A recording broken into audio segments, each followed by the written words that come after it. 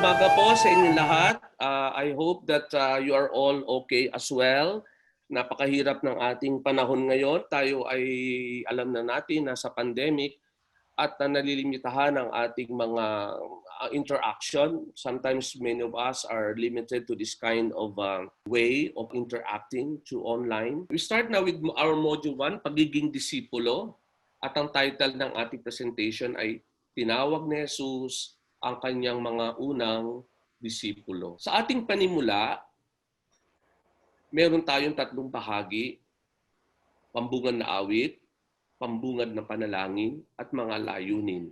So let's start with the pambungad na awit, panimula natin.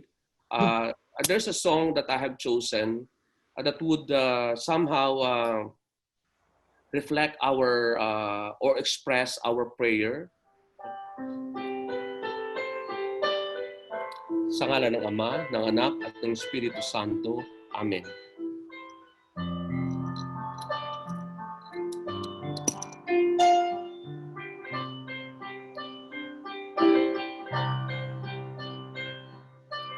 Puso ko'y pinihan mo sa tamis ng pagsuyo.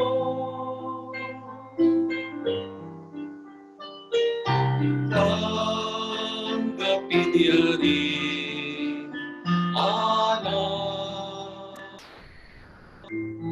Ako'y iyo habang buhay. Anhin pa ang kayamanan,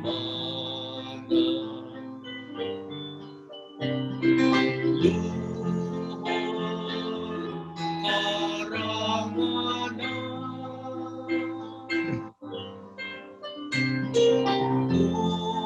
Kung ika'y mapasakit,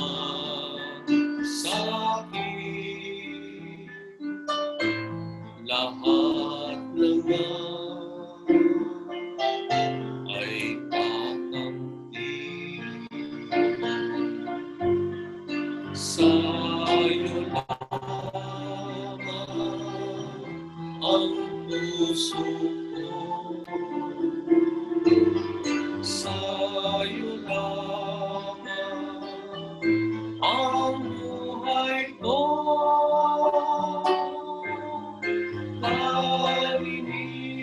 Kalinisan, pagdaralita,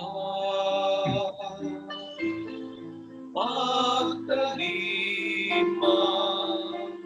aking sumpa. Tangan ko, kalooban,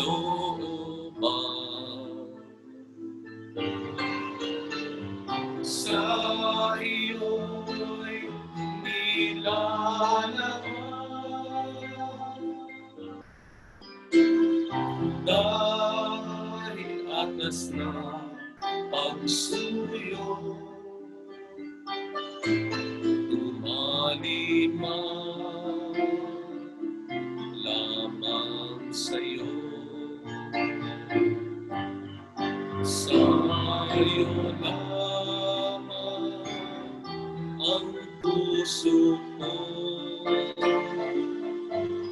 sa'yo lamang ang buhay ko.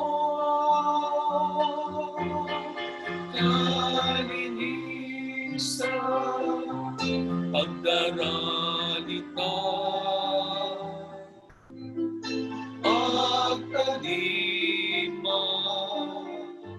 aking sumpa.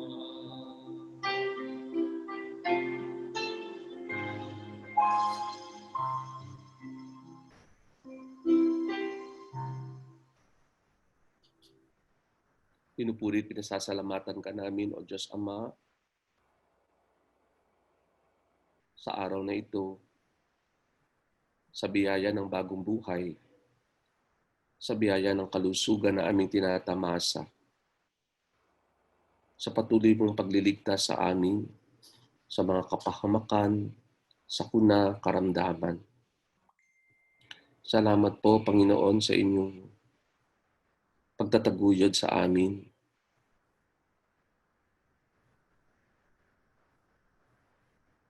Kung wala po ang inyong pagtataguyod, kami po ay mapapawi sa balat ng lupang ito. Salamat sa aming buhay.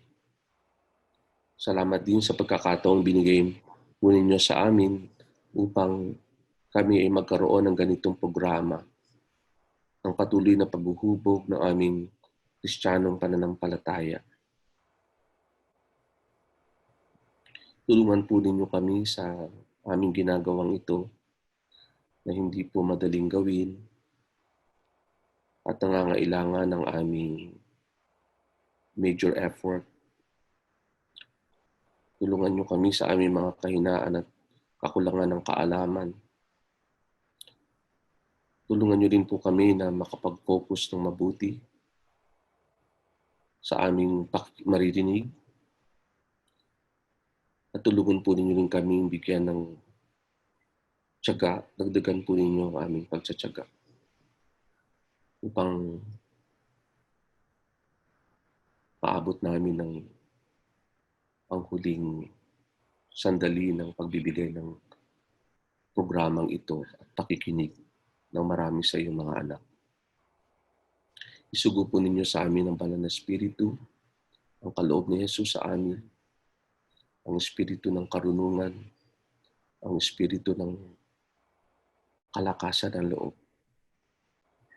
Isugo po ninyo siya sa amin upang siya maging aming talagang guro. Lahat kami ay matuto. Hindi lamang po ang mga nakikinig, kundi pati na rin po ang nagpa-facilitate ng formation program ng ito, Panginoon. Alisin po ninyo sa aming mga puso, sa aming isip, ang mga stress, ang mga distractions, at naway ito'y tumingong lahat sa aming puso at isip. Ang ginagawa namin ito na sa totoo lang po ay kayo din po ang gumagawa sa amin. Nawang Espiritu na handog ni Hesus sa amin, ang siyang aming maging liwanag at lakas.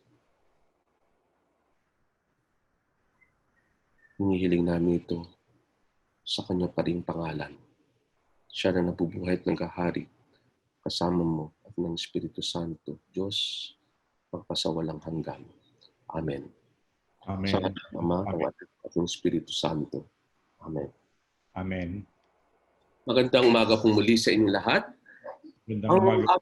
Ang ating pong paksa sa araw na ito ay naglalayon na ating malaman natin, maging aware tayo, maging conscious tayo na ang pagsunod kay Hesus, pagsunod sa Kanya, ay nangangahulugan ng several things. Pagsisisi at kaya'y pagbabalik loob. Yung word na pagsisisi, repentance, it refers yung ating mga nagawang pagkakamali sa buhay bago siya dumating sa atin. Bago dumating si Jesus sa ating buhay, meron tayong mga ginagawang hindi tama. Kaya nandoon sa pagsunod sa Kanya, yung kahalagahan ng pagsisisi. Pinagsisisihan ko ang mga nagawa kong pagkakamali. Hindi ko kasi alam yun eh. Parang yun yung isang attitude natin na hindi ko kasi alam yun eh. Mali pala yun. I think mahalaga yung pagsisisi. Yung bang hindi natin sabihin na, wow, that was a life. I really enjoyed it. But now, thanks Jesus, you are here. No, it's not that. It's just that you realize na, oh my God, ang ginagawa ko pala yung mga mali. But Lord, thank you na dumating ka sa buhay ko. Pero ngayon, para mayakap kita at masundan kita, pinagsisisihan ko yung mga pinagagagawa kong yun. Loko-loko ako. Ah, I was a fool. I was a fool. I was ignorant. Yun, may pagsisisi po tayo. So, hindi natin pwedeng masundan ng Panginoon na walang pagsisisi. Kasi meron po tayong merong break. There is a break in our past and our future. And we are confronted with the today, with the present, with Jesus right here before us. So if I will embrace Jesus, if I will really make him my master and Lord, I will really have some kind of regret for my past. I couldn't say pagbabalik loob, but maybe it's also important for us who are already Christians, Catholics at that. Many of us have gone through the basic formation program offered to us by our parishes. Hindi lamang yung catechetical formation na ating natamo kung tayo mga bata pa. At yung adult catechetical formation natin na receive natin continuously through the celebrations of the sacraments. At hindi lang yung mga ganong basic formation, kundi yung mga pagsisimba natin at nakikinig tayo sa mga pangaral ng ating mga kura paroko o pangaral ng ating mga magulang. Hindi naman tayo, we never really meet Jesus totally blank ang ating mga isip. No, somehow we have met Jesus before. We have heard of his name. We have heard of his teachings. We have even gone through several basic formation programs offered by the lay people, Rosilio, LSS, Prex, all those programs that we had an opportunity to attend, marriage enrichment, name it. And then meeting Jesus again today is really just like meeting Jesus again for the first time. And I'd like you to have that kind of experience. We have met Jesus before, but perhaps this is the first time that you would really encounter him. And then we are confronted with, are you staying with me? Are you going to be with me? Are you going to follow? So this is what discipleship is about. Yeah. It's something you meet Jesus, and siguro it's just like us coming from the crowd, from the many people who were swarming about Jesus, curious perhaps, but standing out from the crowd, and here you are, or here we are in front of him. And so we meet him again for the first time. That's a very beautiful book by Marcus Borg, Meeting Jesus Again for the First Time, that enabled me also to meet Jesus again for the first time, reading that book by Marcus Borg. And I realized that really what Christian faith means is, first of all, is discipleship. It's not so much holding on to some truths. I believe in God, the Father Almighty, or Father Almighty, maker of heaven and earth, and in Jesus Christ, his only Son, our Lord. These are all the truths of the faith. But more than just saying this and then affirming this and saying, I believe, it's really a personal encounter with Jesus.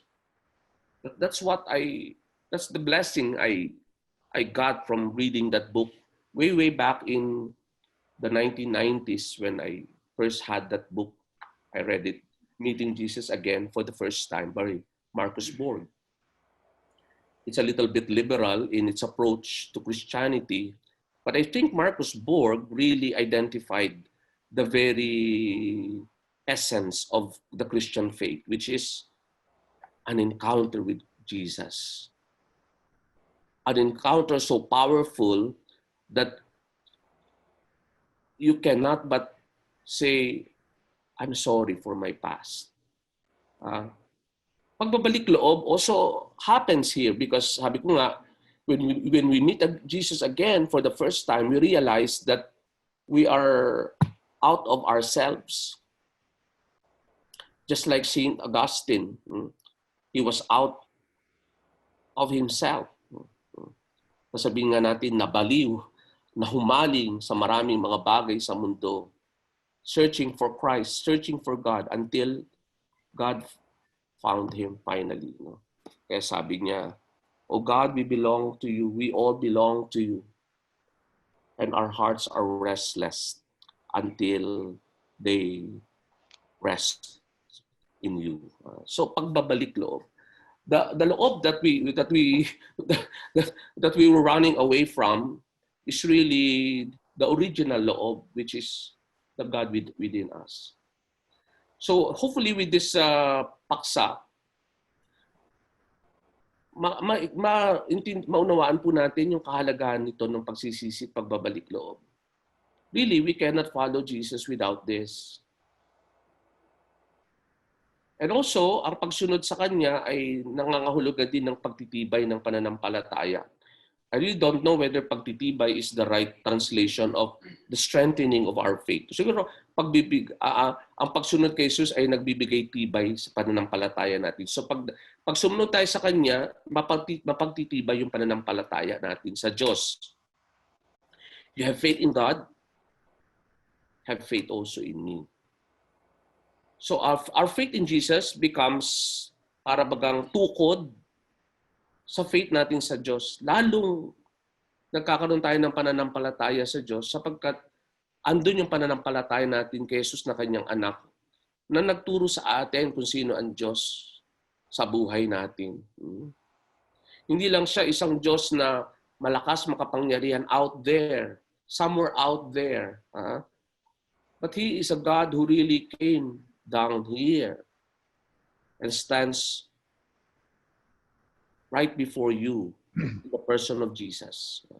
Kaya yung pananampalataya ay sana'y tumibay. At ito talaga yung purpose nitong ating formation program ito.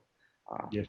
This is all for nothing if your faith does not get the boost or the strength that we hope would happen. And of course, with the pagsisisi and a faith renewed or strengthened, there you go to a new life, hopefully. Pagbabagong buhay. So, magbagong buhay, iba na ang buhay mo. Binago ka na ni Jesus. Right. And then the second point that we wish to accomplish here is mapahalagahan. Mapahalagahan means we begin to value, we begin to appreciate ang pangangailangang higit na mapalapit kay Jesus at makasunod sa tawag ng Diyos. The more we get closer to Jesus, the more we are able to heed the voice of God. There's no way for us na makasunod sa tawag ng Diyos na hindi tayo mapalapit kay Jesus. Kailangan mapalapit ka kay Jesus kasi si Jesus ang talagang tinig ng Diyos. The closer we get to Jesus, the closer we are in following God.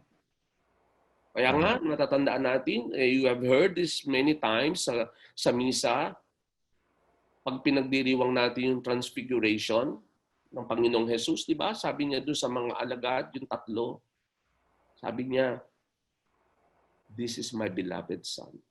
You listen to me." Listen. So that's why, pag napalapit ka kay Jesus, not just physically speaking, malapit ka kay Jesus, yung bang you're just what? Not even an inch away from Him. Because here you're wearing in your very necklace the cross of Christ. My God, nakadikit na yan sa katawan mo eh. Ano pa ba naman ang ilalapit natin? Napakalapit mo na sa Kanya. So doesn't that make you closer to God? To hear His voice? So yun po, itong lesson ito, we learn to value this need. I need to be close to Jesus because only when when I grow closer to Him, would I be able to really heed God's call? Okay? Yeah. And then thirdly, tumugon ka agad, tumugon tayo agad. Wag nang ano tawag dito? Tumpik-tumpik pa. Tumpik-tumpik. Yeah. Thank you, Kuya Rene, for the word. Wag na tayo magpatumpik-tumpik. Teka muna. Kaagad, tumugon sa maraming tawag ni Hesus. Tinatawag tayo, Erlinda, Liberty. Natawag tayo ni Hesus. Pang-araw-araw po ito. Do not think that Jesus calls us only once or Jesus will call us again during Lent. Oh, no, Jesus calls us daily. Yes. All the And time. you know what is what the call of Jesus is? Daily call na maging mamamalakaya ng tao. Amen. Remember when we will see later, when he called the first disciples and he told them, "Come, follow me, and I will make you mamamalakaya ng tao." People, men and women who would be catching men and women, you'll be catching others for God's kingdom. May dala tayong lambat. And that lambat, my dear brothers and sisters, is none other than yourself. You are the lambat. You are the net. Now, how are we going to catch these men and women who keeps on running away? How will you be able to catch your children? Your sons and daughters? Hindi nyo mapasimba, hindi nyo makumbinsi, makinig sa salita ng Diyos, baguhin ang buhay. How can you do that? How can you do the pagmamamalakaya ng tao? How? And that is precisely what Jesus is asking us to do daily. Amen. Mamalakaya ka ng tao, anak. So, I hope you'll be able to say, yes, I will do it. I will do it. Yeah. Anyway, ito po yung sana matuklasan natin. Sapagkat pagising pa lang natin sa umaga, ano na pala natin is mag-attract tayo ng mga tao na lumapit kay Jesus o mapalapit kay Jesus. Right. Pagising mo sa umaga, Kuya Rene, nakikita mo yung asawa mo, Yes. i-attract mo yan, not to yourself, but to God. And that is what Jesus is calling you to do. So Amen. medyo challenging to. But sometimes hindi natin naiisip yon. But maybe that will grow in us and become part of our own consciousness. So Tama. now, that's may panimula. So klaro po yung ating mga layunin. Opo. Very clear po. Matayog yung mga layunin natin na yun. Very challenging but very inspiring, Monsignor. Yeah. So I hope that magawa natin ito. Kahit ako I have to remind myself always of this thing. Sa parokya, mamamalakaya ka ng mga tao. Kaya nga, sabi ko, Lord, ang hirap palang magpura paroko. Kasi hindi ka magiging mabuting pura paroko kung hindi mo iisipin na talagang unang call mo kay Jesus ay mamalakaya ng tao. Catch them for God. So, it's really something na you get to grow into. So now let's proceed to the paghahawan. The first step to our paghahawan is pagmamasid. Pagmamasid, observe, see. Sabi nga ng very famous methodology na natanggap natin through liberation theology. See, judge, act. See, tignan. Pagmasid. Judge. You say, is it good? Is it bad? Is it right? Is it wrong? You judge. You cannot but make evaluation. Pag nakita mo maganda, di tanggapin mo. Kung nakita mo pangit, di maganda, ay gumawa ka ng paraan. But you would have to judge what you see. Not that we are being judgmental, not that we are condemning something, no, but we as Christian, we are not neutral on the things we see. We always make a choice. And is this reflective of Christ? Is this reflective of the gospel values or not? See? So, but you can only do that when you do the pagmamasid. Tignan mo muna, huwag ka munang mag-judge. Yun ang ibig sabihin ng magmasid, saka ka mamaya gagawa na tayo ng sasabihin nating pagtatabas at pagsasaayos. But first, you magmasid ka. And then you will make the action tayo. So anyway, what I'm saying is the paghahawan is inspired by this See Judge Act. And here we are, the pagmamasid. Ang gagawin natin ay titignan natin at sisikapin natin halawin yung ating sitwasyon, palagayan, at experience, mga karanasan.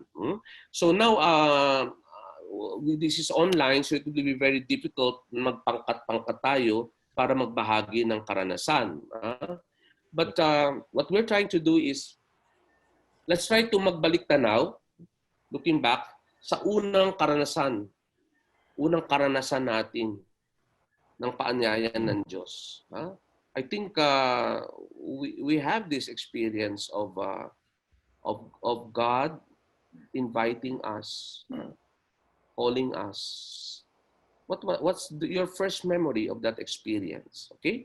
So magbalik tanong tayo, mga kuya, mga ate, fathers. Let's try to see sa buhay natin yung first experience mo, the first time. It's like, the first time ever I saw your face. It's the first time we have ever seen, quote unquote, the face of God, or God calling us.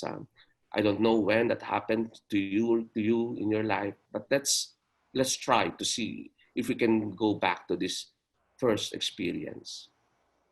So the first question, kailan mo unang naranasan ng Diyos sa iyong buhay? Kailan mo siya unang naranasan? Ilarawan ang karanasang ito. If you have a piece of paper, can you do that? Just jot down on a piece of paper. Kailan mo unang naranasan Diyos sa buhay mo? Ilang taon ka noon? Grade 1? Grade 6? Saan? Saan yun? Sa school? Sa bahay nyo? Sa simbahan? So, ilarawan ng karanasan. Then the second question is, ano ang mga naging tugon mo sa karanasang ito? Ano ang mga naging tugon mo? What was your response to that karanasan? I remember when I was a young boy, and kasi ako parishioner ako sa Mandaluyong sa San Pilipineri, and I love watching the procession on Good Friday. So pag Good Friday, natatandaan ko yun. Pag Good Friday, haba ng prosesyon. Tapos pagdating na dun sa Santo Entierro, first time that really struck me, that the karosa of the Santo Entierro, and I was afraid. Natakot ako doon kasi sabi ko, papatay. Natakot ako. So that was my karanasan kung natatandaan. Ang tugon ko was fear. And I suddenly hold on to the arms of my mother, and I cried in fear, So I just try to. I'm sure marami kayong. Probably it's not my unang karanasan, but it's very memorable to me. Yung naging tugon ko sa first awareness ko about the Christ lying there, dead, with a white covering and many flowers, white flowers. And I was fearful. So what was your karanasan? Maybe mine is just an example. I don't even, was that my first? Meron pang iba mga experiences. Okay. And then, ito pa yung isang tanong. Ano ang, let me see ano ang naging bunga sa buhay mo ng karanasang ito at ng pagtugon mo? Ano naging fruit? sa buong buhay ng karanasang ito at ng pagtugon mo. Ako yung naging curious ako about Jesus. And then I asked my mom, what's that? And then pinaliwanag niya sa akin, no? Yun yung Santo Entierro. Yun yung holy sepulcher. That's the holy interment of Christ now that you see. And then I begin to ask. So in other words, ang naging bunga nun sa akin na naging curious ako. I became curious as a child. My faith was still a child. So these are the 3 questions that I'd like you to answer. Maybe on a piece of paper, if you can just for your own records, so that later on, when you also do this facilitation to others, you have somehow something that you can also share. All right. So I give you a few seconds to think about this. Thank you. I asked Ruel, our secretary for the commission, Formation in Faith, to identify certain persons who would share with us their experiences. So your first experience of God, as far as you remember, Thank you very much, Mons. Would like to call Kuya Rene Pangilinan to do the first sharing po. Kuya Rene. Okay, thank you, Kuya Ruel. Magandang umaga po ulit, Monsignor. Morning, Kuya Rene. At magandang umaga po sa lahat nating mga kasamahan dito sa ating Basic Formation Seminar. Nung pinagnilayan ko po yung mga katanungan nito, Monsignor, yung pong unang tanong, kailan ko unang naranasan ang Diyos sa aking buhay, ilarawan ng karanasan?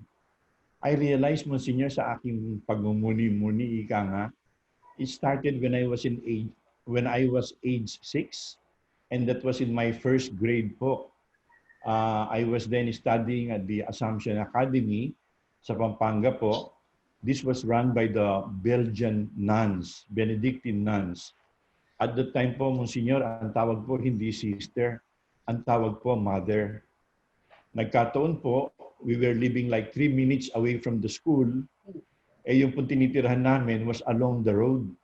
Kaya ang ginagawa po ng nanay ko, pinapapunta niya ako sa school para doon po ako maglaro. So naging close po ako doon sa mga Belgian Benedictine nuns. At doon ko po unang natutunan at ang pagdarasal ng Holy Rosary, pero through Bible stories po, Monsignor. Hindi yung traditional na dire-diretso.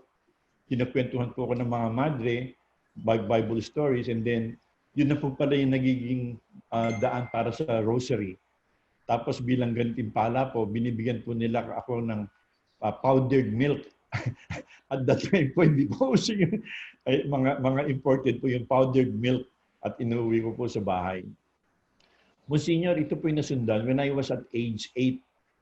Nung ako po ay grade 3 naman, kasi po sa Assumption Academy, pagka grade 3, wala na pong lalaki, puro babae na. So ginagawa po ng Assumption, pinapadala po kami sa Don Bosco Academy naman.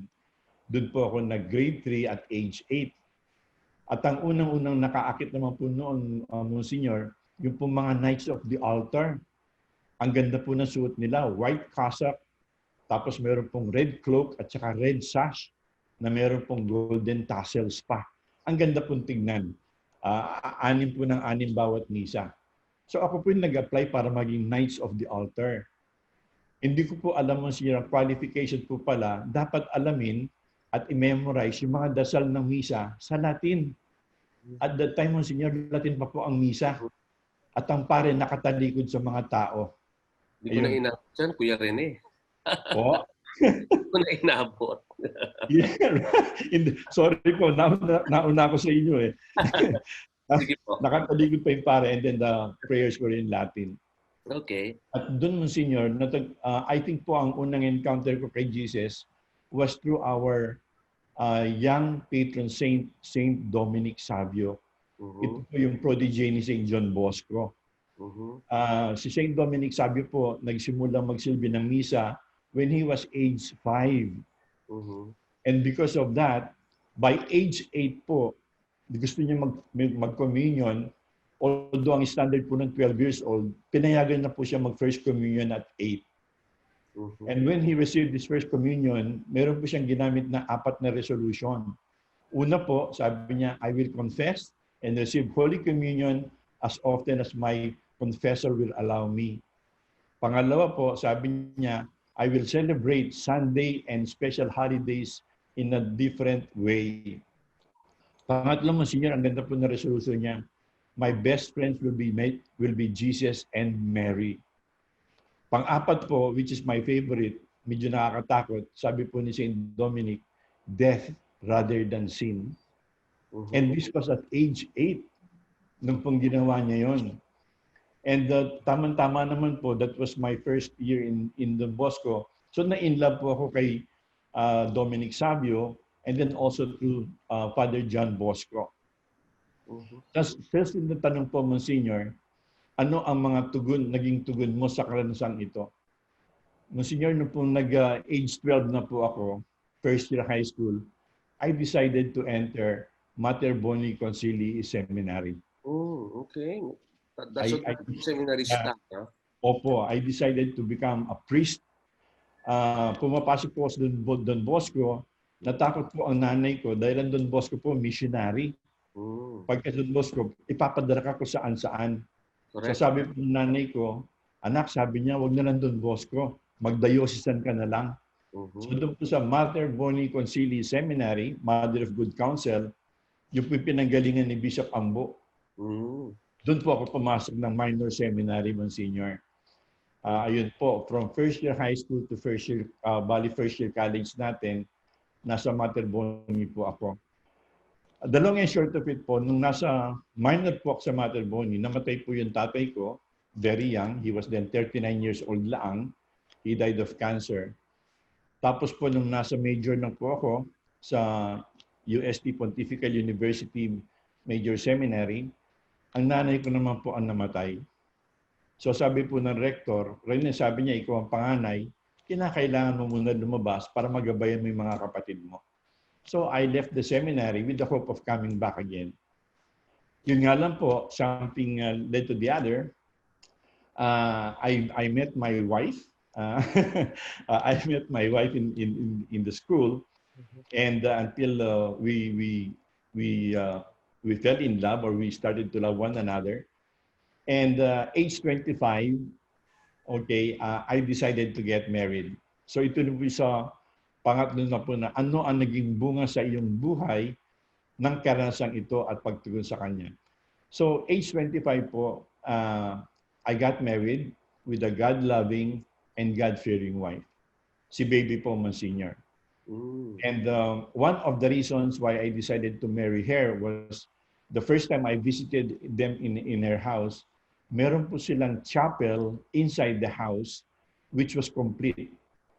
Pews, altar, tabernacle, vestments, ciborium, and also a chalice.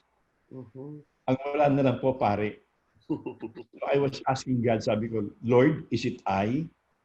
Kung baka magiging pare din. And obviously, the answer was affirmative. So the long and short, Monsignor, I got married to baby, who is now my wife. Age 26 po, we started to raise children and breed them. So we were blessed with 4 wonderful and awesome children.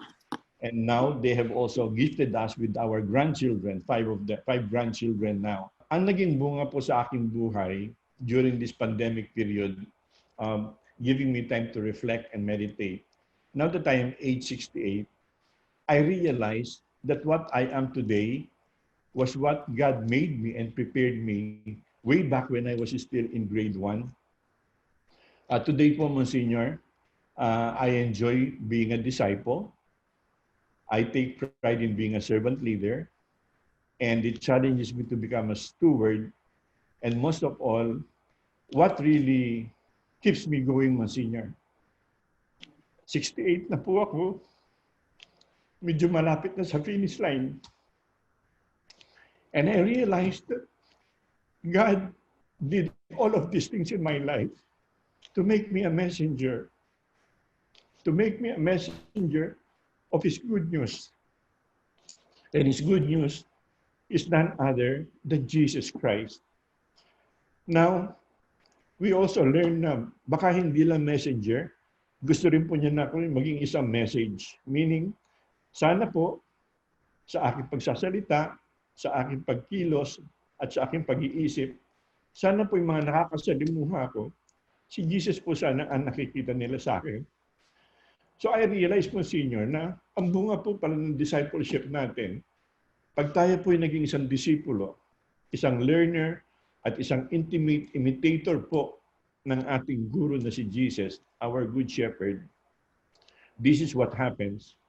Looking back, Monsignor, going back to your first teaching kanina, siguro po I regret at pinagsisisihan ko yung mga time na nasayang when I was pursuing my own desires. And I really am sorry for that. And I thank God I have enough time to magbalik loob sa Kanya. And Monsignor, over these years, yung po nagpalakas ng ugat ng aking pananampalataya. And now, I think, I would like to believe, at age 68, hindi pa po masyadong late, Monsignor, but I am now enjoying my new life. Yung pong life of renewal. And shall we say, a born-again life in the Spirit. And I am so blessed. I am enjoying it now po in our Catholic Church, serving our Catholic parishioners in one way or the other. Ako po nagpapasalamat sa Panginoon at nagpupuri sa Kanya at nagbibigay pugay din po sa inyo na ito pong programang binuo niyo, Monsignor, napakahalaga po at napakamahulugan po sa aking buhay. And ang aking pong dasal at ang aking inaasam-asam na mai-share po namin ito sa amin po mga parishioners at sa iba po aming makakasalamuha habang nandito po tayo sa mundong ito. Monsignor, pinupuri ko po ang Panginoon at pinapasalamatin ko sa inyo sa pagkakataong ito.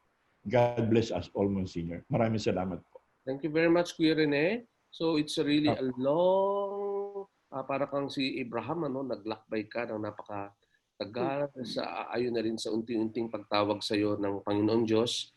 Well, who is our next sharer? Yes, well, thank you. Thank you, Kuya Rene. Thank you, Mons. Our next sharer is Ma'am Jing. Taga saan ka? Anong parokya mo, Jing? Hello po. Good morning po, Monsignor. Ako po si Ate Jing sa San Lorenzo Ruiz Parish, Bikaryato po ng San Isidro Labrador po. Kailan ko unang naranasan ng Diyos sa aking buhay? Almost 15 years, nasa Saudi ang tatay ko. At masasabi kong masagana ang aming pamumuhay. At isang araw, kinatok kami ng pagsubok. Bumagsak ang company ng tatay ko. 1 buwan, 5 buwan, hindi na nakapagpapadala ng pera. Hanggang sa taon na. At tuluyang nawalan kami ng communication sa kanya. At doon nakapagpasya na akong tumigil sa pag-aaral sa kolehiyo. Naputol na din ang aming kuryente, pati na din ang tubig. Wala nang nagtitiwalang tindahan na magpautang sa amin dahil sa haba ng listahan na di na mabayaran. Minsan may kanin, pero walang ulam. Minsan naman may ulam, wala namang kanin. At may mga araw din na hindi kami kumakain, itinutulog na lang namin. Kaya masasabi ko na talagang mas mahirap pa kami talaga sa daga ng mga panahon na yun. At sa karanasan na yun, doon ko naman mas natagpuan sa ang Diyos. Alam ko na kasama ko siya sa paghihirap na yun at pinapalakas niya ako at sinasabing may pag-asa. Ano ba ang naging tugon ko? Sa kahirapang dinanas, ni minsan hindi sumagi sa isip ko na sisihin ng Diyos. Bagkus, mas kumapit pa ako lalo sa Kanya at naniniwala na magiging maayos ang lahat. Madalas kong kausapin si Lord at lagi kong sinasabi sa Kanya na, Lord, kung gulong mo man maiyahalin tulad ang buhay ng tao, nakikiusap po ako. Pagulungin niyo na po at sa pagkakataon na nasa itaas na ako, pakiplat niyo na po. Ano ba ang naging bunga nito sa akin? Si Lord talaga pag kinausap mo ng masinsinan at ng may buong pagtitiwala, ibibigay at ibibigay niya at kadalasan may bonus pa o masigit pa sa hinihingi mo. Sa tamang panahon at sa tamang pagkakataon. Unti-unting nagbago ang lahat. Napagtapos ko sa kolehiyo ang aking anak, nagkaroon ng sariling tahanan, mga kasangkapan, at nakakakain na rin ng 3 beses higit sa 3 sa isang araw. At yan ang naging bunga. At yan ang naging bunga dahil sa malaking pagtitiwala ko sa Kanya. Hindi ako bumitaw na manalangin at kausapin siya. Hindi naging hadlang ang kahirapan na yon. Kaya, nandito ako sa harapan nyo, sa mga screen at monitor nyo, na nagsasabi sa lahat ng ito, sa Diyos ang kaluwalhatian. Magandang umaga po sa ating lahat. End of sharing. So much, Jing. Thank you po, Monsignor. God bless you. I'll go back to some of the things that you mentioned later. Who's our third sharer? Well, Yes po. Thank you, Ma'am Jing. Our third sharer po is a catechist, si Kuya Reynold. Okay, thank you so much, Brother Val. Good morning, Mosi. Good morning, Brother Val, and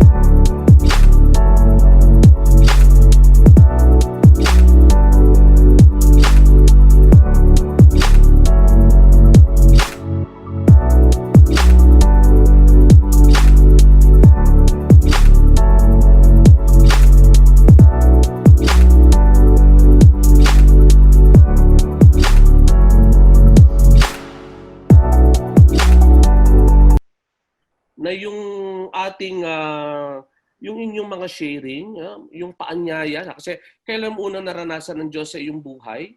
So maybe nanggit kayong isang point na in the case of Kuya Rene when he was still a young boy, ganun din yung kay Reynold when he was a young boy. Yung kay Kuya Rene parang medyo mapanatag pa yon sa school, samantalang yung sa'yo it was more of yung accident. Yung kay Jane, yung kanyang sharing ay ano din siya, relatively young at that point when they really lost their father, contacts as far and support. So doon nakita ko na parang yung paanyaya ng Diyos sa inyong buhay. Kay Kuya Rene, yung parang nakita ko na yung paanyayang maglingkod sa kanya. Una yung sa image ng pari at maging pari. Maging missionero o maging diocesan. Until finally meeting ate baby. And then getting married. Ando dun pa rin yung burning desire na maging lingkod ng Diyos.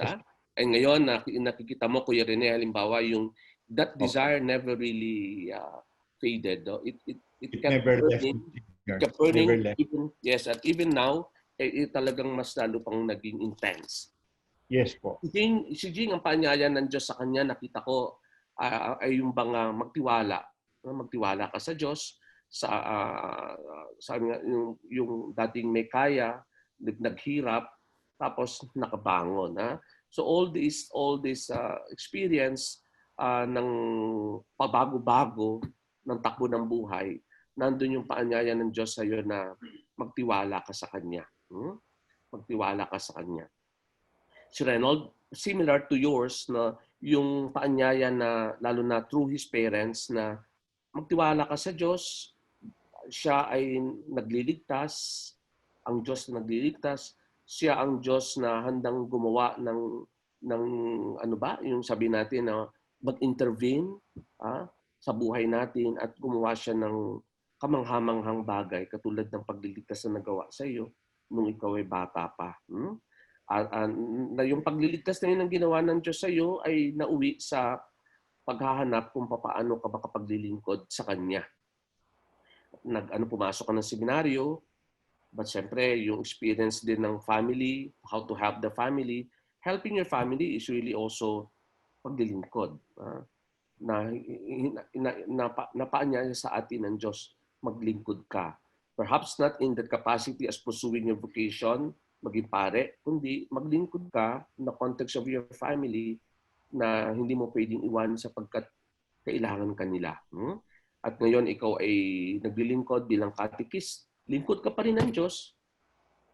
yung paanyaya ng Diyos sa iyo na maglingkod sa Kanya ay patuloy mong naisa sa buhay bilang isang catechist na at the same time, because of catechist, wala ka namang mga vows or promises like ang isang pari o isang relihiyoso. So, nakapaglilingkod ka pa rin ng very meaningfully sa Panginoong Diyos na sa iyo ay nag-anyaya.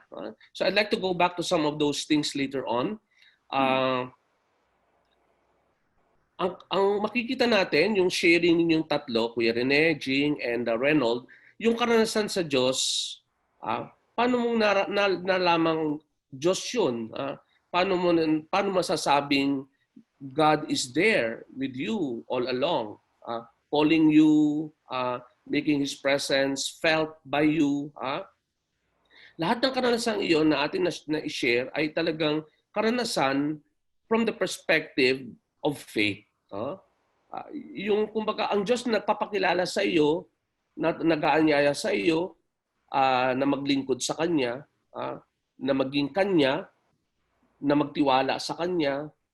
Ang lahat ng yan ay karanasan sa Diyos from the perspective of faith. Kaya yung response mo talaga sa Kanya ay pananampalataya. Ang karanasan natin sa Diyos, masasabi natin, narito ang Diyos, ito ang Diyos na kaya sa akin, magagawa mo lang yun sapagkat may pananampalataya ka. So, ito yung pinag-uusapan namin ni Father Luciano sa aking pagpapaliwanag tungkol sa faith and revelation. Natatandaan niyo yung sa almusalita, we're talking about revelation and faith. Revelation is God addressing you.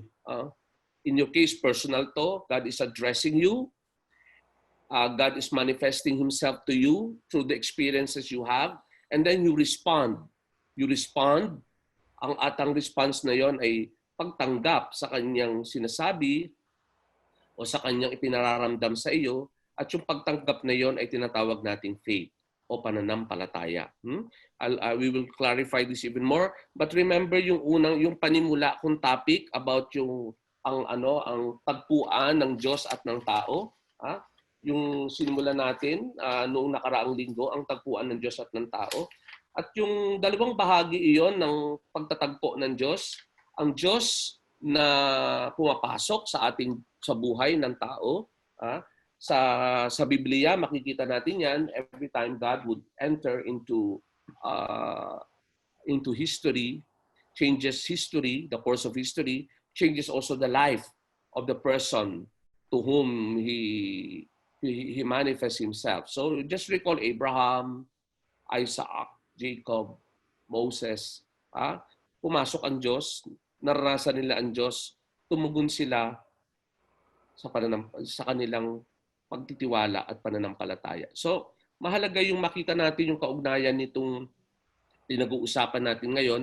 In the first lesson we had about encounter with God. So you, the three of you, Reynold, Jing, and Kuya Rene, you have your own encounters with God. And that encounters bring about a greater faith in Him.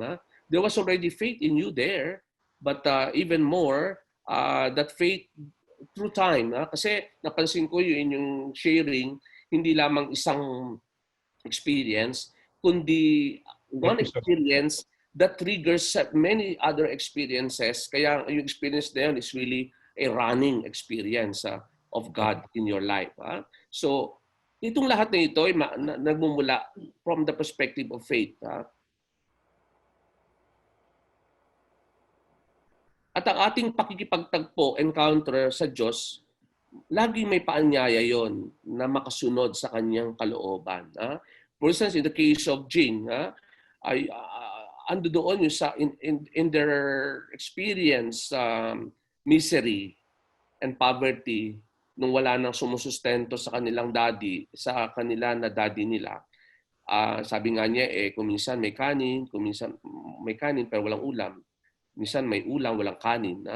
Ano yung paanyaya ng Diyos na patuloy na magtiwala sa Kanya sa gitna ng pagdarahop?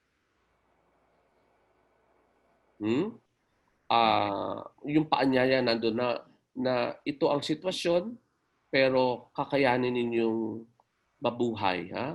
Kahit na yung inaasahan ninyong ama ay hindi niyo maaasahan ngayon, pero makakaasa kayo sa akin.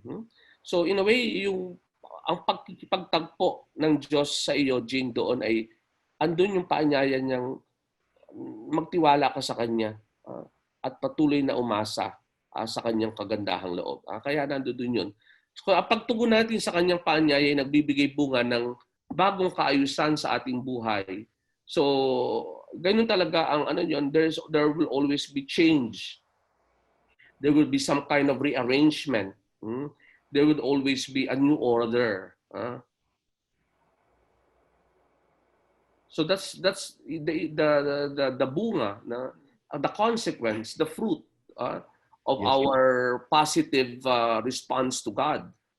By our faith and our trust in Him, trust in His will, something happens also. And that is a new order. Kasi po, pag ang Diyos ay pumasok sa buhay natin, talagang mababago ang buhay natin. At nagkakaroon ng bagong kaayusan. In the case of Jing, for instance, ang bagong kaayusan you learn to stand on your own and learn to be there for one another. Maraming kulang, subalit kaya niyong mag-survive. Basta't matutunan lang kayo na hindi na tulad ng dati. Dati ay sagana, ngayon ay kapos. Pero nandun pa rin yung patuloy na pagsisikap ninyo na tuloy ang buhay. Life continues. Life moves on. And you're not alone. God would always be there. Kaya yun ang bagong kaayusan na nangyari sa buhay natin. So now, let's go to from the paanyaya ng Diyos. Tingnan natin, we go to the steps now o paghahawi. Nagmasid tayo sa ating personal lives. Now, let's go to paghahawi para tayo magkaroon ng pagkamulat at pagtanggap sa liwanag na nagmumula sa Diyos. This second step we take now with the Word of God. We listen to the gospel, and the gospel would further enlighten our experience.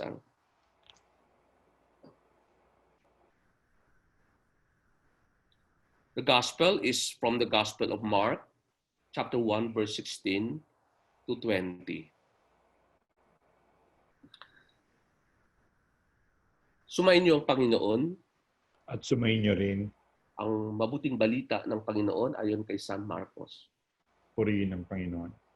Samantalang naglalakad si Hesus sa tabi ng lawa ng Galilea, nakita niya ang magkapatid na Simon at Andres na naghahagis ng lambat. Sila'y mangingisda.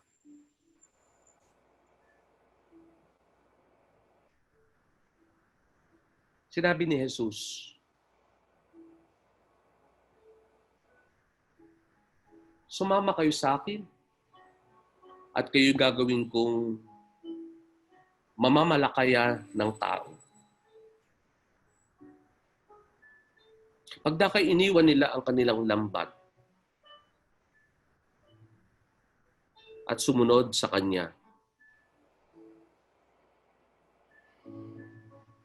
Nagpatuloy siya ng paglakad at sa di kalayuan ay nakita niya ang magkapatid na Santiago at Juan, mga anak ni Zebedeo. Sila'y nasa kanilang bangka at naghahayuma ng mga lambat. Tinawag din sila ni Hesus at sumunod naman sa Kanya. Iniwan nila sa bangka ang kanilang ama kasama ng mga taong upahan.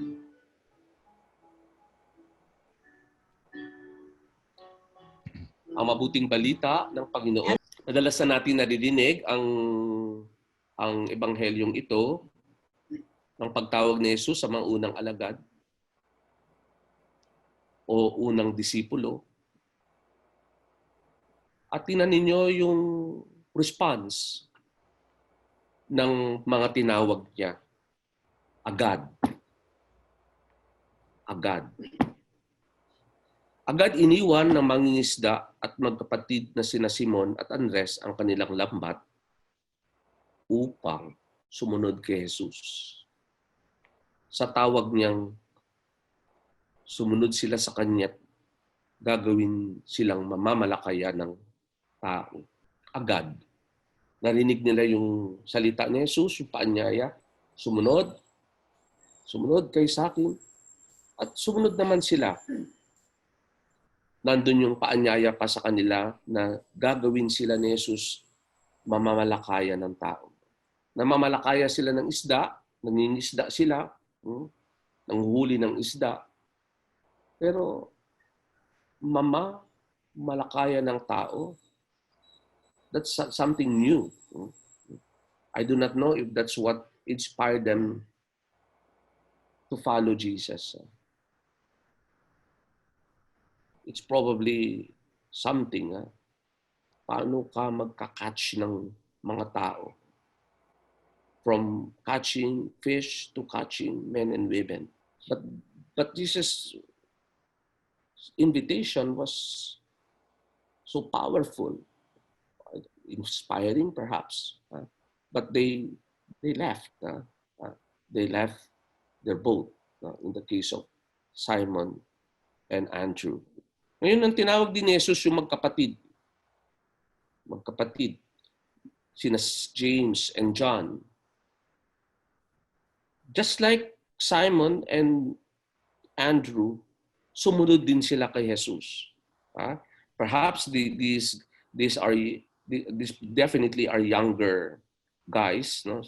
James and John, kasi they're working with their father. Iniwan din nila yung kanilang daddy at yung kanilang boat. No? So leaving your father is like leaving the entire clan. Especially during the time, the father, in a very patriarchal society, you leave your father, it's like you leave the life that you only had come to know, and leaving the business, ang bangka.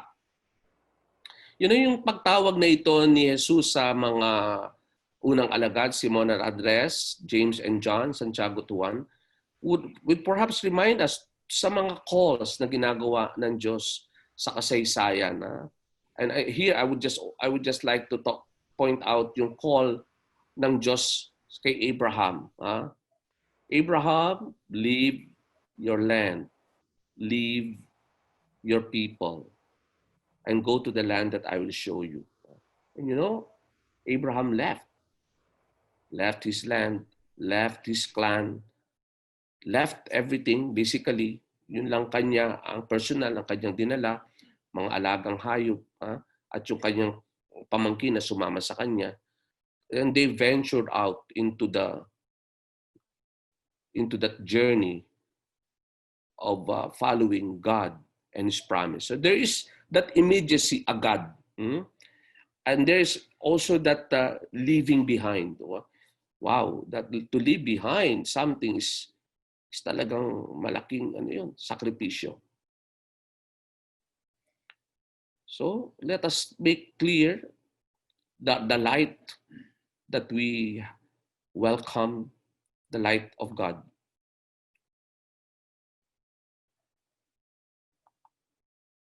So tinawag ni Jesus ang mga ordinaryong tao, mga mangingisda. Nagpapahayag ito na ang Diyos ay tumatawag sa sinuman.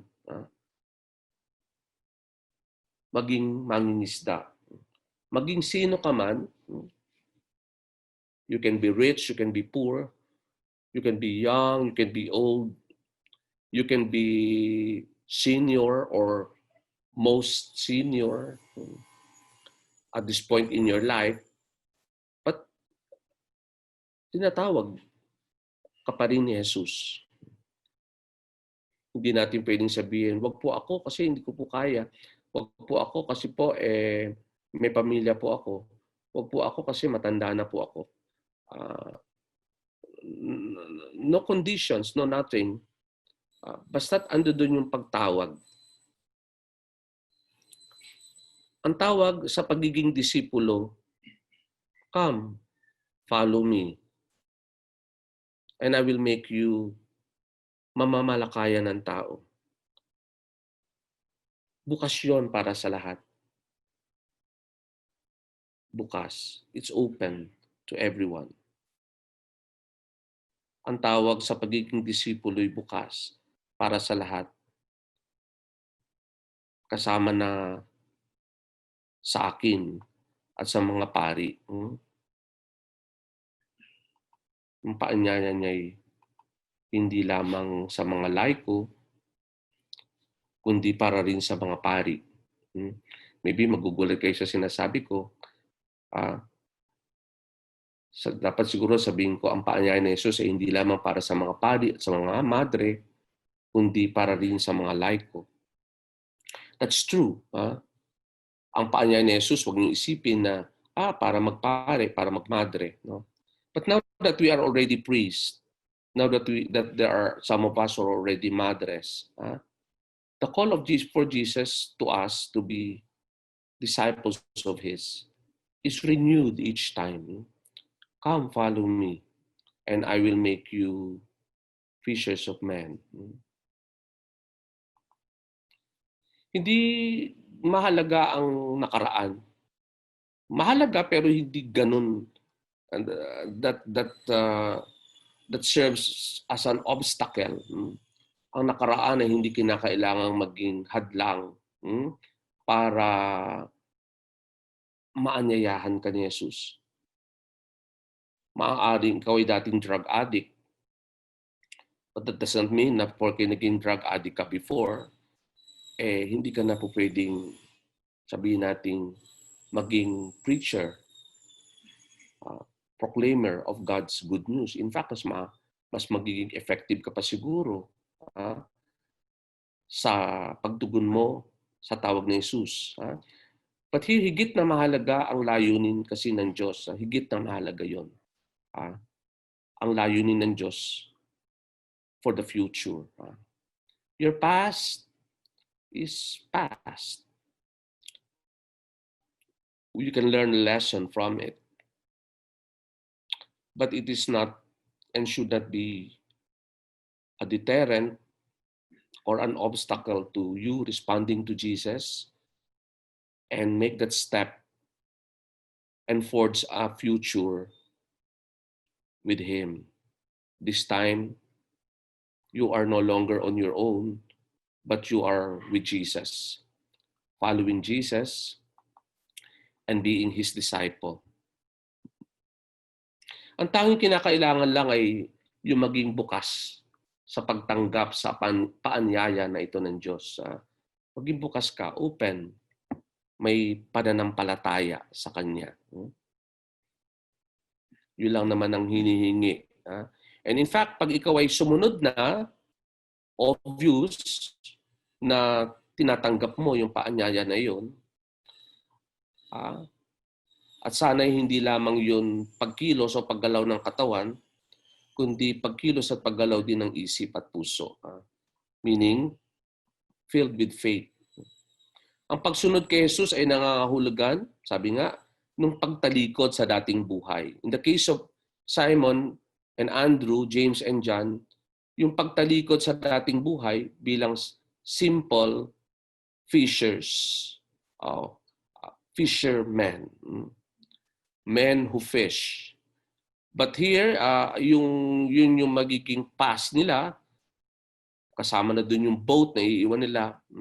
Dating buhay yun, yung secure sila with their family, secure sila with their business.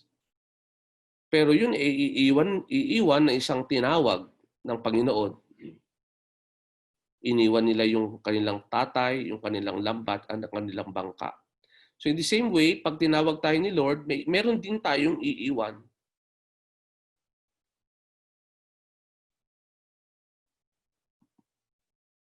Ano kaya yung kinakailangan nating iwan?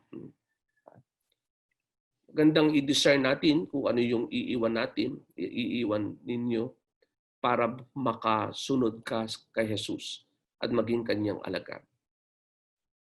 Siguro yung lifestyle, don't know. That's for your own discernment.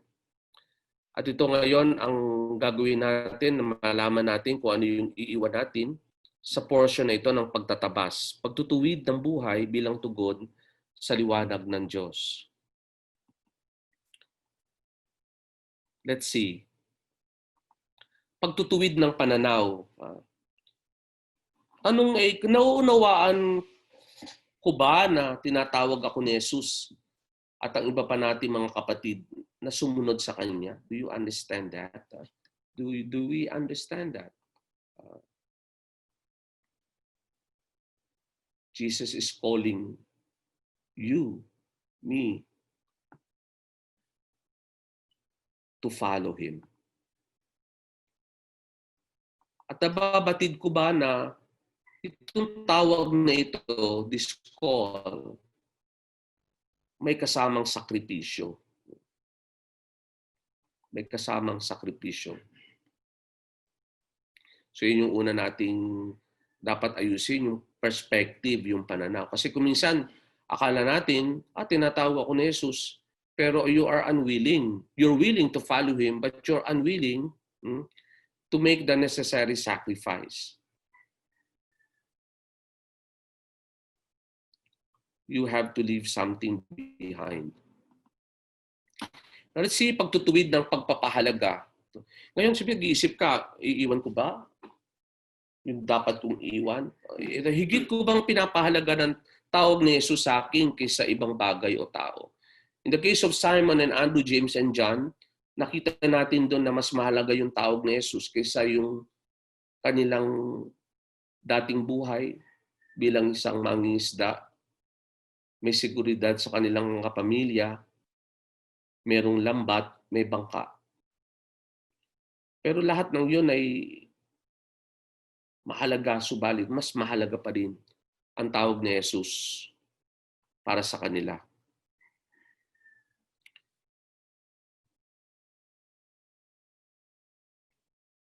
Tanong din natin tinuturing ko bang response o tugon sa tawag ni Jesus ang pagganap ng aking mga tungkulin sa pamilya, trabaho, pag-aaral at kapwa. I think yung story ni James and John, Peter and Simon and Andrew dramatizes for us what it took them to follow Jesus. Now ours would be, I suppose, it would be different contexts, different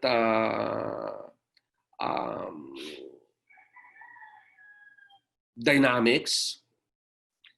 I don't think katulad ng sinabi ni kanina ni Reynold, yung dati nasa seminaryo siya tapos baliktad siya hindi niya iniwan niya yung seminaryo para tulungan niya yung kanyang family. Na-feel niya yung tawag sa kanya ng Panginoon na yung tungkulin sa pamilya kailangan niyang gampanan.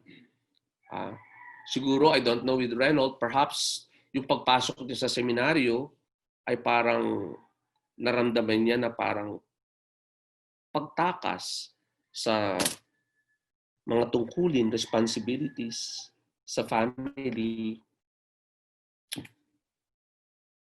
Pero para sa akin dito na malinaw sa kanyang sharing kanina yung tungkulin sa pamilya, trabaho, pag-aaral at kapwa, nakita niya doon sa kanyang mga ginagawang iyon until today yung kanyang pagiging catechist. It's really his response to Jesus' call for him. Gampanan niya yung kanyang mga tungkulin. So it's important to discern sa ating mga sitwasyon. Napapahalagahan ko ba na sa bawat pagsunod ko kay Hesus ay napapalapit ako sa Kanya, nagiging kahawig, kamukha si Hesus. Bawat step na pagsunod. Every step is a step forward, closer to Jesus. It's good to ask ourselves that particular question. And do I value that? Napapahalagahan ko ba? Siguro yung expression natin ng pagpapahalaga is the way we thank the Lord, we thank God for the opportunity given us to be doing what we are doing as our way of getting closer, further closer to Him. Another pagtatabas is yung pagtutuwid ng pag-uugali o pagkilos. Now that you are at this point in your life, mas madali ba sa'yo ang tumugon sa tawag ni Hesus na maging alagad niya? Kahit may sakripisyo itong dala. Mas madali ba sa'yo ngayon? Dati mahirap, pero ngayon mas madali. Sometimes yung process natin na nasasanay tayo na tumugon sa kanyang tawag. Kaya kahit na may karagdagang sakripisyo, na mas madali para sa atin. Siguro before there's always hesitation, pero ngayon ay meron ng mas buong loob at pagtitiwala. Another question, looking into our attitude,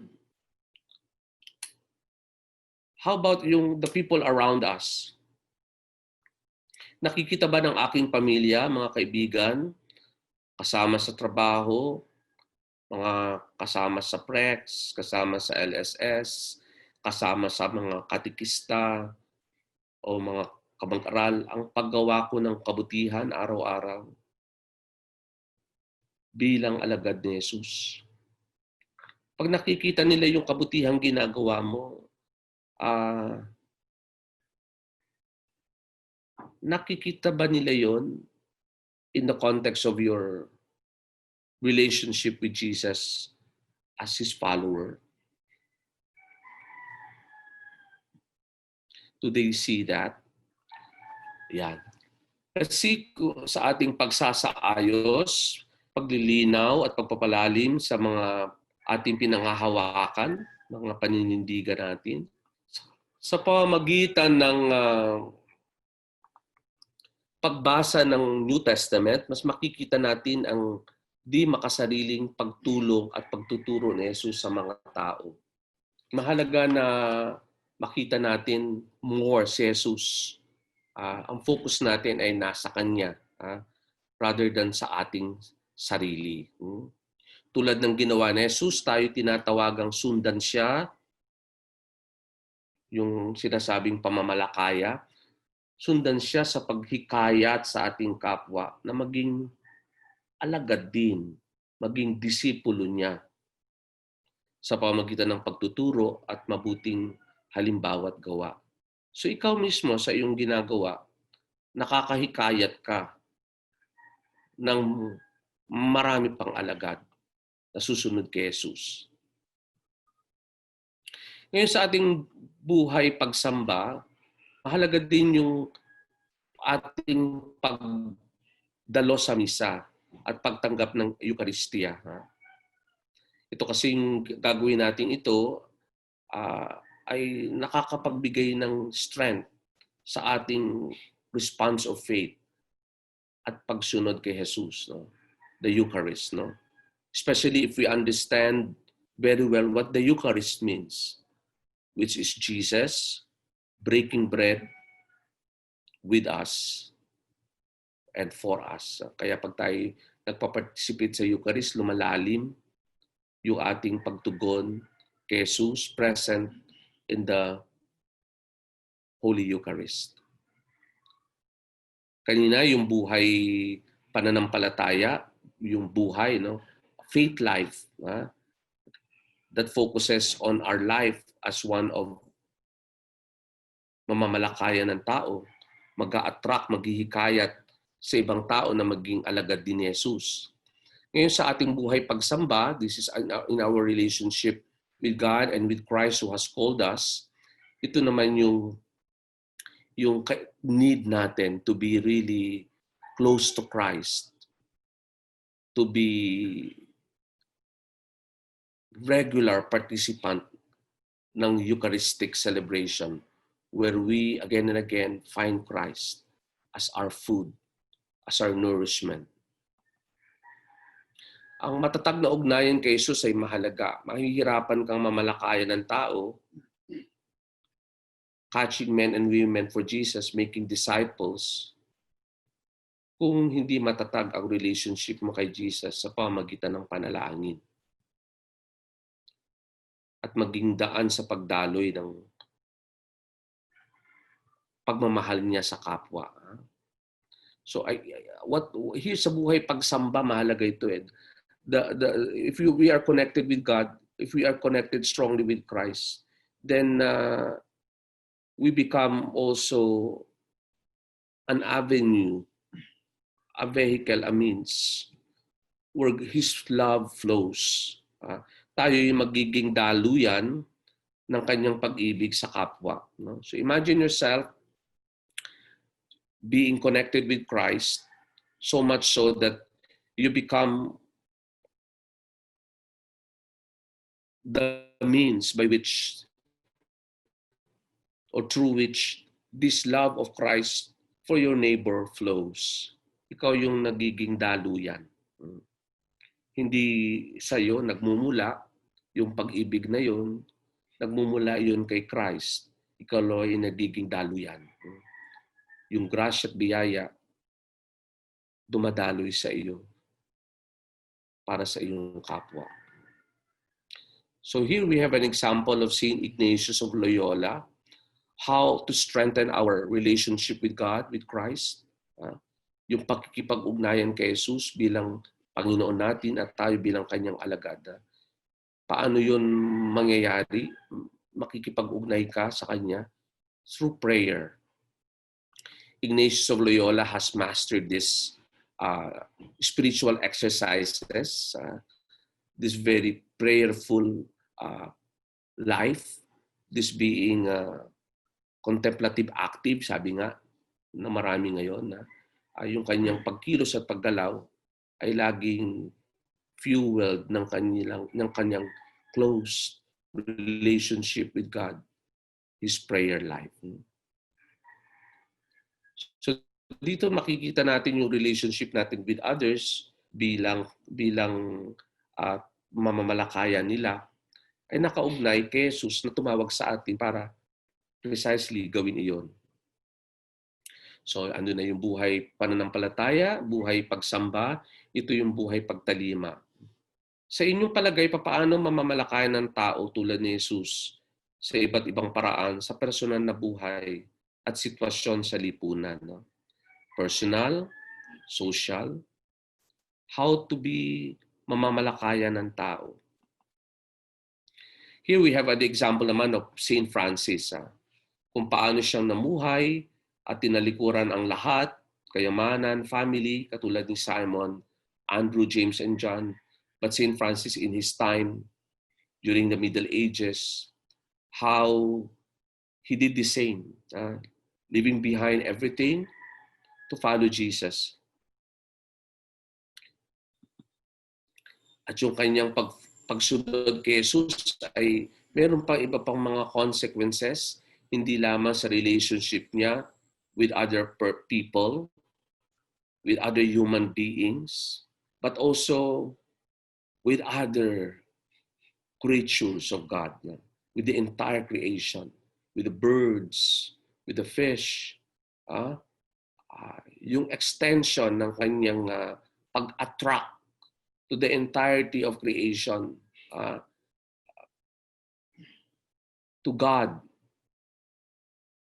through Him, through God, to Him. Makikita natin yan kay Saint Francis of Assisi. Nowadays, our involvement is not just social involvement. It's also involvement with nature. And Pope Francis is pointing us in that direction. And here, becoming a disciple of Jesus has also that goal and purpose in mind. Yung commitment natin hindi lang sa tao, commitment na rin natin sa nature, sa environment, to the whole of creation. So you see, nakikita ba natin yung discipleship natin dito ay hindi lamang with respect to men and women, but also with the rest of creation. So, magandang maano natin to ma-connect natin yung discipleship natin with Christ with our commitment to nature, to society at large. Not just immediately to the persons around us, making disciples of them.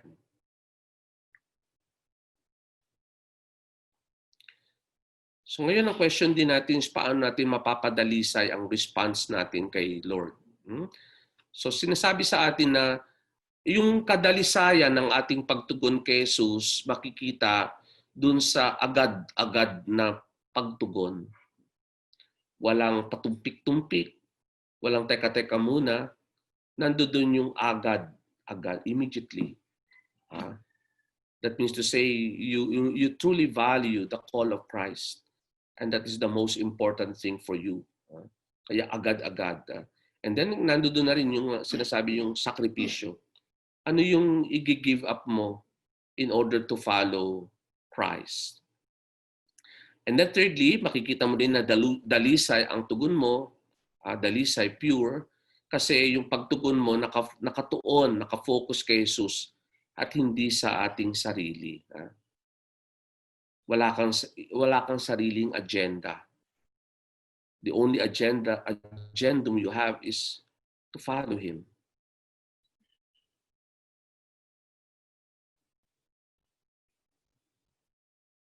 So here we have a criteria para malaman natin kung ang response natin kay Jesus ay pure, dalisay. Pwede mong sabihin na hindi ka ba nagpapatumpik-tumpik? Meron ka pa bang ibang mga concerns at issues? Hindi mo pa pwedeng awitin tulad ng mga kuya at ate sa prex, Jesus, you're my number one. Jesus, you're my number one. Kaya naman agad. Agad yung ano mo. Hindi siya yung number 3, number 4 sa priorities mo. Kasi kung number 3 o pang-4 o pang-5 mo lang si Jesus, syempre yung 1, 2, and 3 priorities mo, magsisilbing obstacle yon para agad-agad kang makatugon kasi marami ka pang aayusin. Marami ka pang gustong isatisfy bago mo masatisfy yung response kay Jesus. Then it means meron ka pang ibang mga bagay na pinagpapahalagan sa puso mo at yung mga bagay na yun ay mas tila mahalaga pa kaysa sa Kanya. But even then, if you have all those things, from si Jesus, number 4 sa'yo, imumove mo siya to number 1, kaya yung 1, 2, 3 priorities mo, magiging talagang sakripisyo sa'yo. And then, yung focus natin sa Kanya, hindi sa sarili. Malimutan mo ang sarili mo. Sa susunod nating pag-uusap, siguro sa third discussion natin, makikita natin yung what it takes to follow Jesus. Yung pag-uusapan natin, what it means to be a disciple involves self-denial. So ang pagtugon natin kay Hesus ay may pagsisisi, pagbabalik loob sa Kanya, pagpapatibay ng pananampalataya, at pagbabagong buhay. Ngayon ay nandito tayo sa puntong ito ng pagdiriwang. Pagdiriwang na tayo to end our unang paksa. At ito yung magandang gawin ninyo mamaya. Hindi na natin ito magagawa ngayon. Pero I wanted to do that you do this personally. mamaya o after our singing, to close this activity, nandiyan naman kayo sa inyong mga bahay, magandang i-symbolize ninyo, bigyang simbolo mga bagay na sa pananampalataya ay naghahamon na yung dapat iwanan. Ano yung dapat mong iwanan to follow Jesus? How would you symbolize that? Siguro, iiwanan mo na yung barkada mo na take so much of your time. Instead na maglaan ka ng panahon para kay Hesus, take so much of your time. Halimbawa, noon madalas kang nagbo-ballroom dancing. Ang tanong sa iyo are you willing to leave that behind? Or if you do that, you just do that, hindi na yung araw-araw. Pwedeng isang beses na lang o 2 beses. Yun ba yung pwede mong iwan? O ano yung pwede mong iwan? Name it. Pero may dapat kang iiwan talaga behind para ma-embrace mo tong discipleship.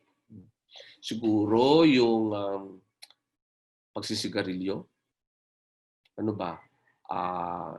Pagsishopping. Ikaw, Fred, anong may iiwan mo? Iiwan mo yung mga bagay tayong dapat iwan para ma-embrace natin itong call to discipleship. Now, I want you to express that through a symbol. Let's say, iiwan ko na yung pagbo-ballroom every day. Okay. Sapatos. Siyempre, pag nagda-dance ka, ballroom, di ba? Naka-shoes ka. Baka gusto mong i-symbolize yung iiwan mo na yon with one of the pair of shoes or the 2 pair of shoes, yon, i-symbolize mo yun. O halimbawa, iwan ko na yung pagsisigarilyo. Wow.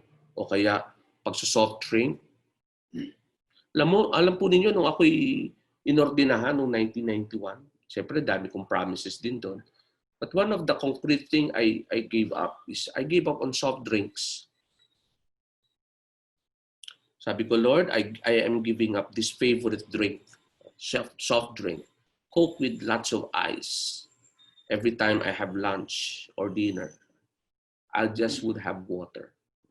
Okay? So, and what would you do with the money that you would spend for soft drinks?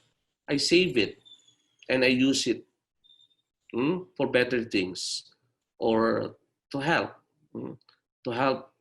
some people dear to me na magagamit ko para pantulong ko sa kanila. So the less my vices are, the more I can be of help to others.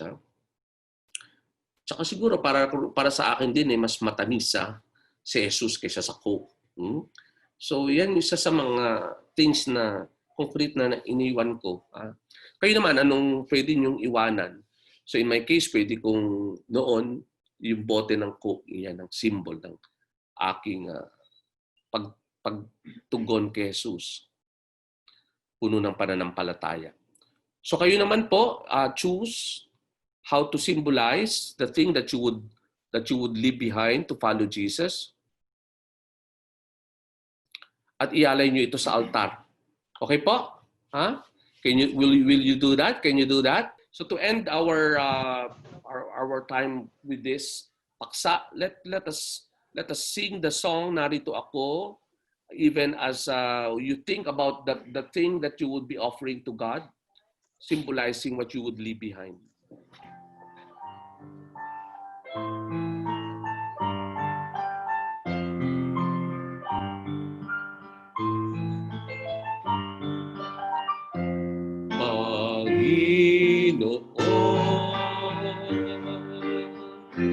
Narito ako, naghihintay sa utos mo, lahat ng yaman ko ay alay ko sa'yo. ikaw ang tanging buhay ko.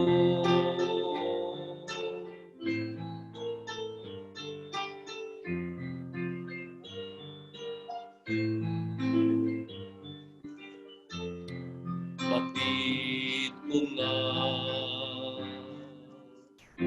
at natanto sa kasulatan iyong turo.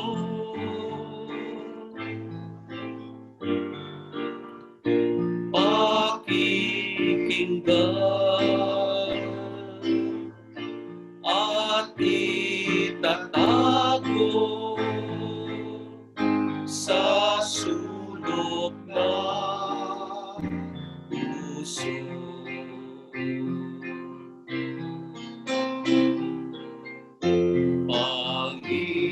Panginoon, narito ako, naghihintay sa utos mo. Lahat ng yaman ko ay alay ko sa'yo. Ikaw ang tanging buhay.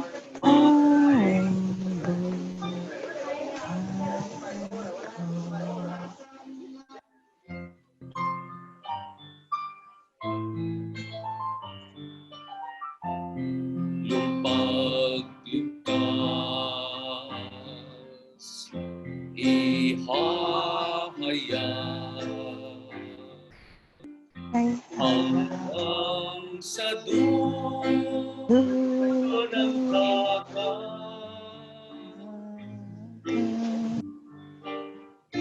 Pagtulong mo, pusong dalisay, aking ikakalat.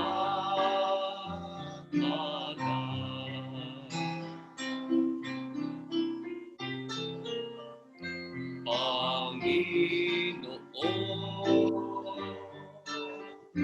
narito ako,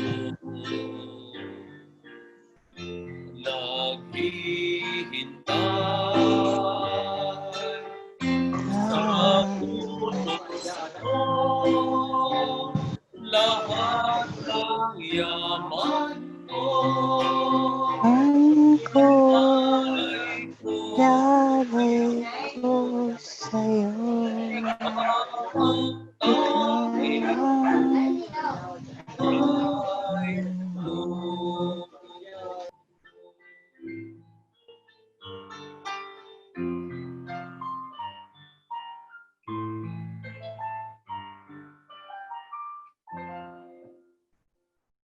We'll take a break now. I just want you to end this with you. Yung sana tulad ng mga unang disipulo, alagad na Hesus, kailangan higit na papalapit tayo kay Hesus at makasunod sa tawag ng Diyos sa Kanya. So sana walang anumang bagay na between us and Jesus. Kung meron something in between us, something that prevents us from truly embracing Him, sana'y handa natin iwan at ialay yon sa Kanya.